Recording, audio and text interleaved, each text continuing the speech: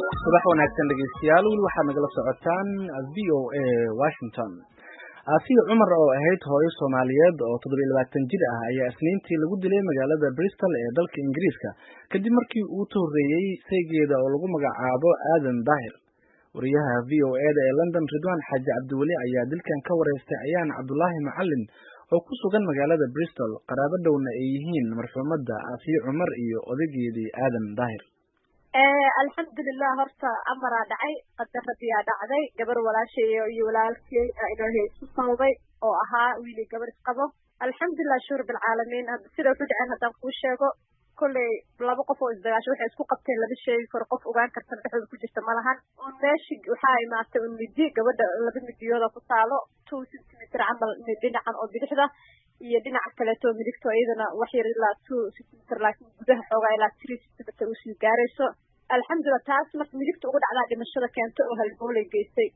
wax kale oo midi iyo dhaawac kale gabadha ku dhaca malahan amarka ilaahana ku yimid anagana amarka ilaahay iyo qadarta aan sanahay waa ka xumahay dilkaas sabir iyo iimaan allah idinka siiyo marka hore laakiin waxaan jecelahay bal inaan ku weydiiyo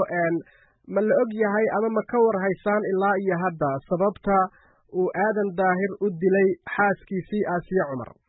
wallahi lama sheegi karo xoogaa wixii yar isqaladaha waxaa ka dhex dhacay laba gabadh kale iyadana ka sankeeyay oo Jamaal la dhahayo wiilka la dhalatay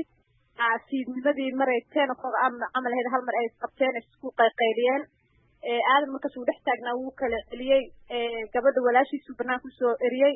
asigii xaaskiisana dib ay guriga ugu noqdeen kadib wax dhex dhacay ma sheegi karo 40 daqiiqo kadibna gabadha marka qadartaa ku imaasabo su'aal faqro gabadha meeday ahayd booliisaan u imaaday 10:30 oo marka dagaalka markuu ku imaaday labada gabdhood booliiska iyadaaba la hadashay marxuumadda Allah u naxariistay oo dhahday wax dhib ma jira meesha aniga gabar walaashay dagaalna wayna tagtay oo nisma hasban anaga gurigeena galina koolkii labaad oo dadka diriska ay maqleen qaylada intee maqleen u waceen oo timida ka soo wareegtay marxuumaddan amarkii ku yimid saas ku dhimatay waayahay wax marka ka dhaxeeyay oo khilaaf oo aad ka war haysaan ama aad kala sheekaysatay gabadha ma jirta maadaama aad ehel tihiin sidoo kalena aad ii sheegtay inaad tahay dadkii ugu horreeyay ee meedkeeda arkay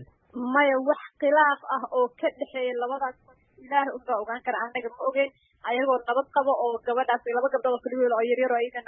adeerkay dhalaali joogay way ka soo tageen dad gurigooda galay ahaayeen xataa gudaha ma sii galin gabadha meed jikadu ka dhex dhacay irida koob marka laga gal gurigooda jikada la galaa jikaday isku qabsadeen amarku ku dhacay gudaha xataa looma sii gudbin oo haatan awraab ka soo wareegtay teenka oo gabadhii kala tageen iyo teenka gabadhu dhimatay meeqa sano jirtay markaa marxuumadda Allah u naxariistay Asiya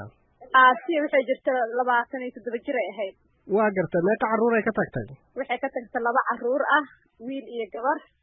wiilka 8 sano hadda last month noqday gabadha 4 years imise sano isqabeen markaa ama ay wada noolaayeen intaad ka warayso 9 years 9 sannadood sorry wax khilaafaada oo horay u dhex maray oo aad la socotiin miyaa jiraan way iskhilaafeen oo dad isqabo of course lama oga dhihi karo way isku dhaceen laakiin isku dhac oo dagaal oo gacan iyo dib oo gaar markaas lagu soo baxay ma jirin laakiin waxyaabo marka family close aan oo qayro xiriir iyo caro iyo dagaal way dhiceen laakiin wax gacan ah markaas loo soo baxay ama dhakhtarkii gootigo kale kama dhexdhicin waayahay marka Aadan Daahir dabcan xaaskiisu dilay Allah u naxariisto laakiin wax dhibaato ah ama xanuun ah oo asaga laftirkiisa uu qabo waad ka waraysaan miyaa jira maadaama dabcan dil la geysto aysan sahlanayn aadan horta wax jiro gooni oo maanta oo dhihi karo waa saas ma ahayn alxamdulilah shukr bil caalamiin last 2 years uu iska yara xanuunsanaa xoogaa iska barbalemaati oo wadankan uga imaaday uu shaqaysanayo laysankiisii oo laga ceshtay dareebalnimada 3 years ban laga dhigay adi xoogaa waxyaalahaas islaha hadlo xoogaa stress iska hayn laakiin wax oo dhul la yaala ma aysan haynin xoogaa waa annaga dhidhinaha aadan saad u noqday sidii hore maahan wuu isbedel maahan wax oo meel la yaala markaas ama uu daawooyin u qaadanayo ma aysan haynin waayahay dadka waalidiinta u ahaa qoyskan iyaga ma la xiriirtay siduu yahay dareenkooda dareenkooda maasha allah aad u fiican yahay annaga dad islaam oo diin ahaa nahay labada gabdhood oo ilmaha kooda dhintay waaye laba gabdhood oo isla dhalatay waaye labada oo isku dhigtay waaye alxamdulilah iimaankoodayna qabaan walaa way iska soo horjeedaan waa isla fadhiyaan ilaahay qadartan waa laba geeriyood waa ilmaheenii oo isdilay labaduba haddii ku yihiin taasi waxa ay ahayd ayaan cabdulaahi macalin oo qaraabo la ah hooyo Soomaaliyeed oo lagu magacaabo Aasiya Cumar oo saygeeda uu ku dilay magaalada Bristol ee dalka Ingiriiska. Waxa ay khadka telefoonka ee Bristol ugu waramaysay wariyaheena London Ridwaan Xaaji Cabdiwali.